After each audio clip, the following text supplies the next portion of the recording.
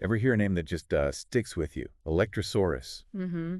Sounds almost mythical, doesn't it? It really does. And the translation is even more intriguing. A lone lizard or mateless lizard. Yeah. This was a tyrannosauroid roaming Asia during the Late Cretaceous. It kind of makes you wonder about the story behind that name right off the bat. It does, and what's fascinating is that while we know it existed within a complex ecosystem, that moniker, a lone lizard, it does sort of speak to the nature of the fossil evidence we have. How so? Well, it's significant evidence, don't get me wrong, but perhaps not as extensive as we'd like for some other dinosaurs. It makes its story a bit more of a puzzle to piece together, you know? Absolutely. And that's precisely what we're doing in this deep dive. Yeah. We've got a scientific overview that details what we do know about Electrosaurus, from its initial discovery to its physical characteristics, its place on the dinosaur family tree, and the ancient world it inhabited. So our mission today is really to understand what makes this a lone lizard stand out among other tyrannosauroids using the evidence we actually have. So we're essentially acting as paleontological detectives here. Yeah, exactly. We'll be focusing on the key clues that the fossil record has provided, specifically regarding Electrosaurus, and trying to understand its unique role in the late Cretaceous. Okay, so let's lay the groundwork. The story begins way back in 1923. There was this major American Museum of Natural History expedition to Mongolia. Led by Walter W. Granger, yeah. Right, he's the head honcho, but the discovery that really kicks off our Electrosaurus story was made by his assistant, George Olson. Indeed.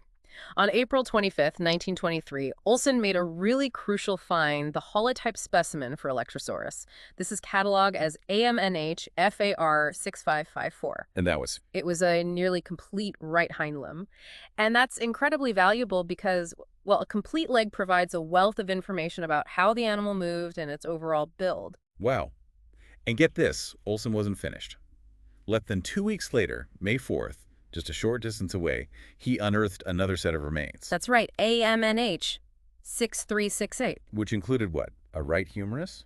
Yep, the upper arm bone, along with some hand and tail fragments, too. 2 significant finds in a relatively small area. That's pretty good going. It really highlights the dedication and, frankly, the sharp eyes of those early paleontologists. These initial discoveries were just fundamental, providing the first concrete evidence of this particular type of dinosaur. Okay, so fast forward about 10 years, 1933. Paleontologist Charles Gilmore steps in. Mm-hmm. He's the one who officially gave this dinosaur the name Alectrosaurus. And like we said, that name comes from the Greek elektros, meaning alone or unmarried, and sauros. Meaning lizard, hence a lone lizard. Right.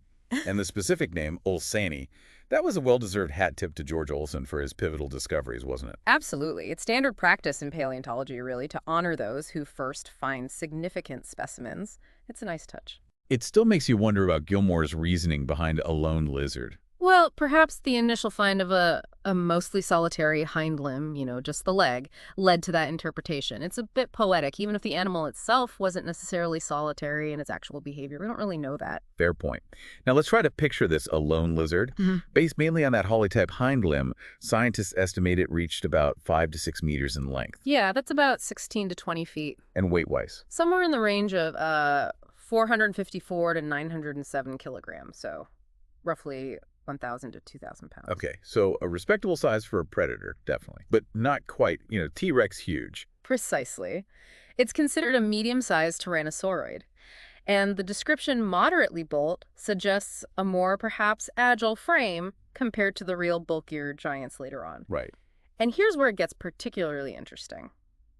The source material really emphasizes that Electrosaurus possessed elongated hind limbs. The legs, right. This seems to be a key characteristic. These longer legs strongly suggest it was a fast runner, like a predator that actually pursued its prey. That's the thinking, yeah. You need that extra reach and power in your stride to chase down something quick. And this is maybe a contrast with later, larger tyrannosaurs like T-Rex. Potentially, yes.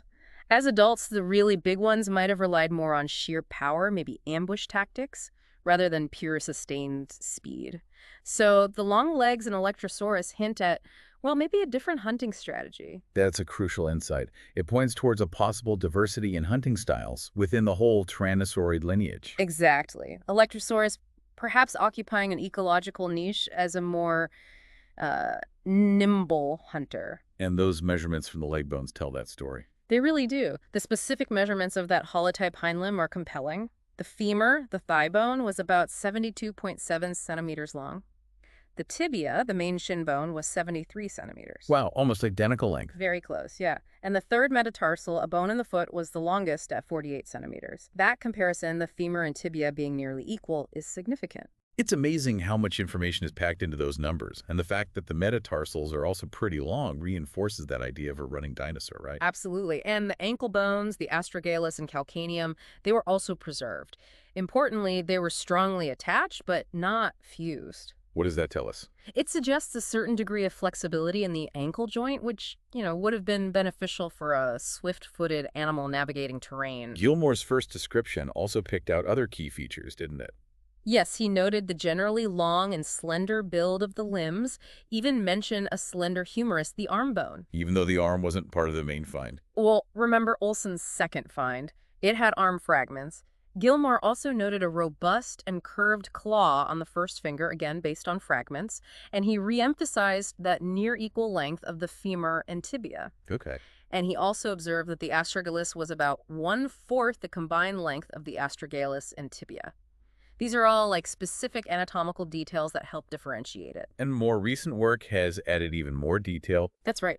Building on that early work, Thomas Carr in 2022 identified even more subtle distinguishing features, especially in the hind limbs. Okay. Things like a little spike-like process on the femur, a specific expansion on the fibula, the other lower leg bone, a tendon pit on the ankle bone, a pointed bone in the second toe, a kind of reduced third toe, and very specific details about the joint surfaces of the foot bones. Wow. It's these really minute differences that allow paleontologists today to refine our understanding of, evolutionary relationships. It gets very detailed. It's like the more we look, the more clues we find.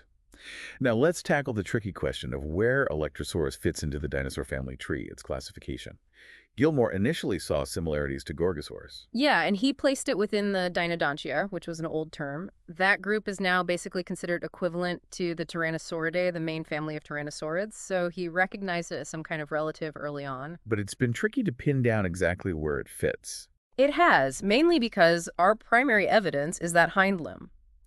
Definitively placing Electrosaurus within the broader Tyrannosaurid family tree has proven quite challenging. Right. The source material mentions that some studies have even excluded it from their analyses altogether, or found that it could potentially fit in multiple positions depending on how you run the numbers. Uh-huh. This uncertainty really underscores the impact that incomplete fossil evidence can have on our understanding of evolution. It's like trying to complete a jigsaw puzzle with, several key pieces missing. And then there's that ongoing discussion about whether Electrosaurus olseni is just another species of Albertosaurus. Gregory Paul suggested that back in '88. He did, and yeah, the debate hasn't entirely settled. What's the core of that argument? Why the uncertainty? Well, the core of it often revolves around whether the differences we can see in the bones we do have are significant enough to warrant a separate genus like Electrosaurus. Or just variation within Albertosaurus. Exactly. Or if they fall within the natural range of variation you might expect between different species of the same genus, especially considering how limited the Electrosaurus material actually is compared to Albertosaurus. It's a common challenge in paleontology. Distinguishing between real evolutionary differences and just variation within a species. Precisely. That makes sense.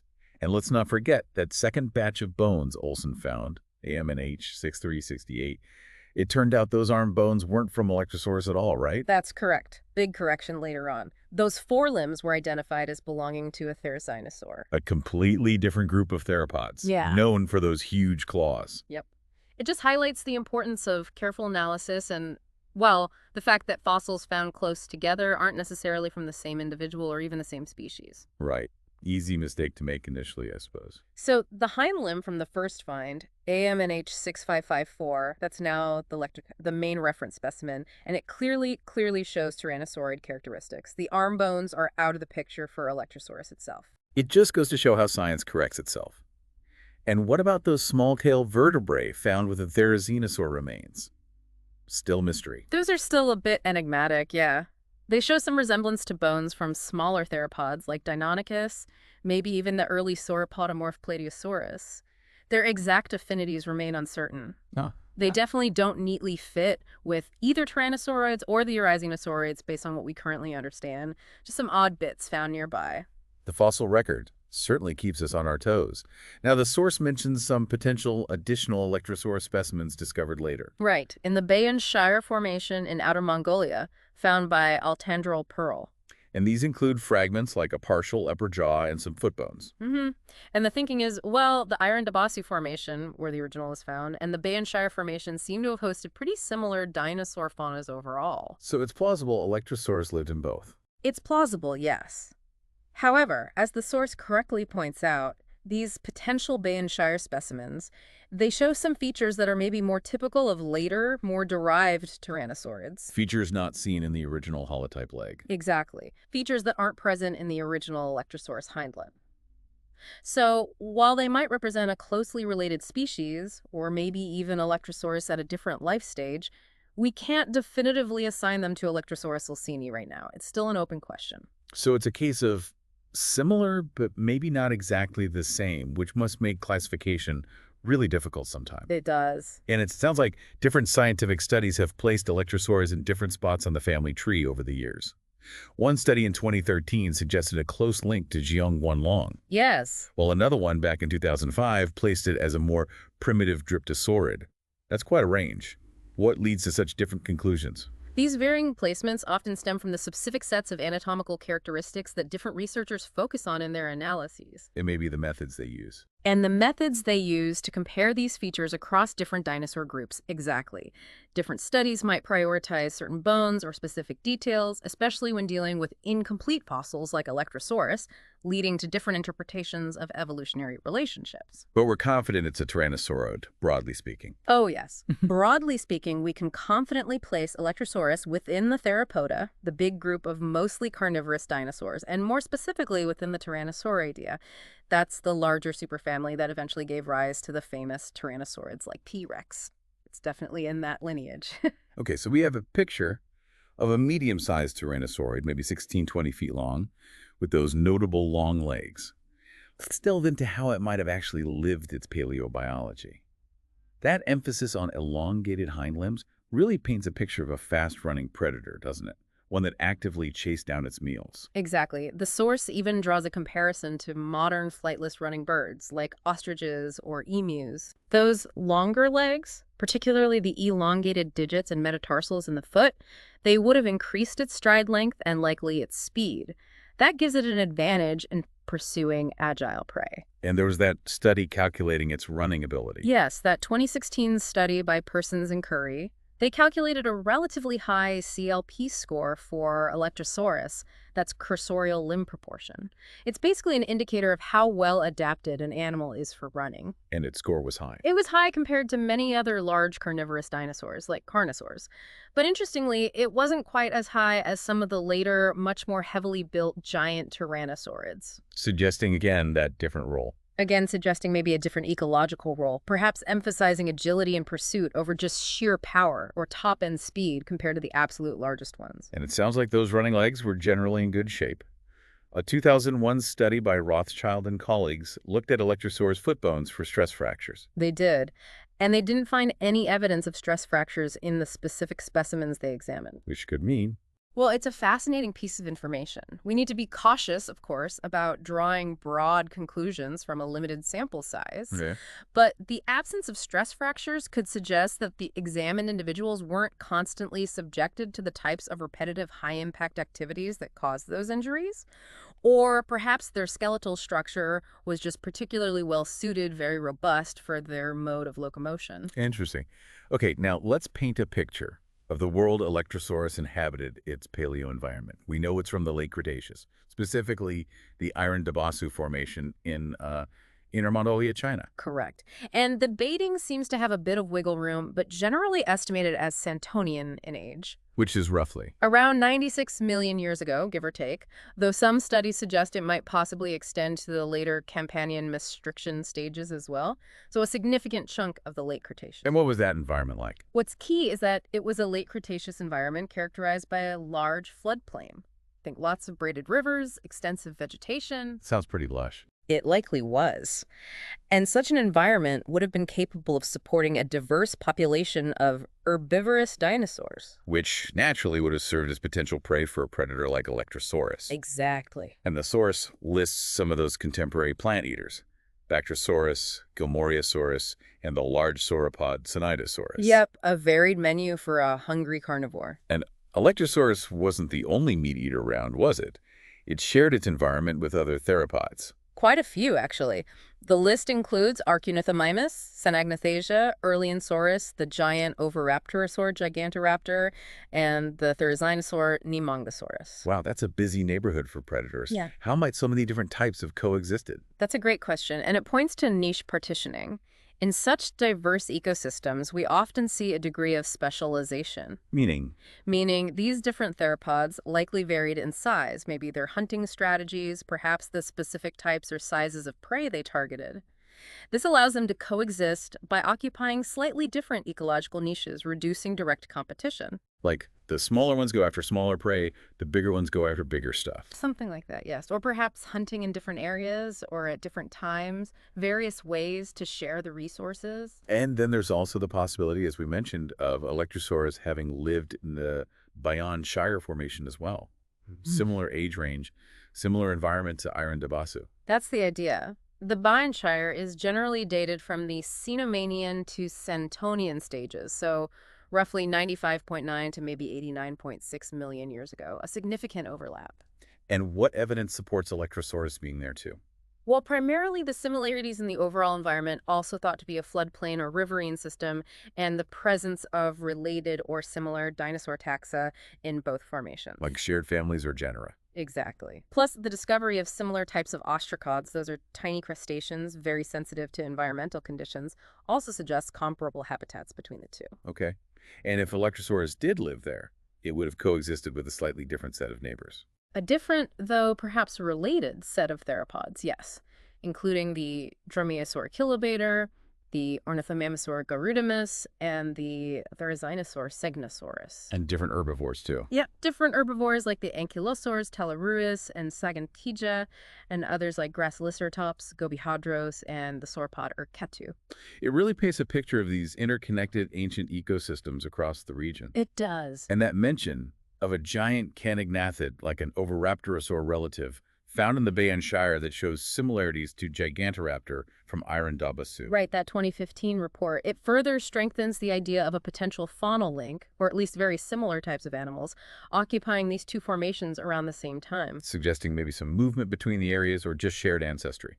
Precisely. It suggests that despite maybe some geographical separation or slight time differences, there was likely some degree of faunal exchange or shared evolutionary history among the dinosaur populations of these two important formations. All right, let's bring our deep dive on the alone lizard to a close.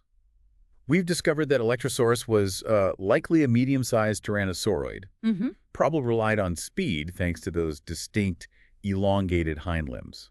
Roamed Asia during the Late Cretaceous. And our primary knowledge comes from that really significant hind limb found way back in 1923 in Mongolia. But its precise place within the Tyrannosauroid family tree is still kind of a topic of scientific discussion, isn't it? It is, yeah. And its presence in other formations like the Bayonne Shire remains uncertain, though plausible. So that evocative name, a lone lizard, in a way it still kind of reflects the somewhat maybe isolated nature of our current understanding based on the available fossils. It does. And what the story of Electrosaurus really highlights is the fascinating yet often incomplete nature of the fossil record itself.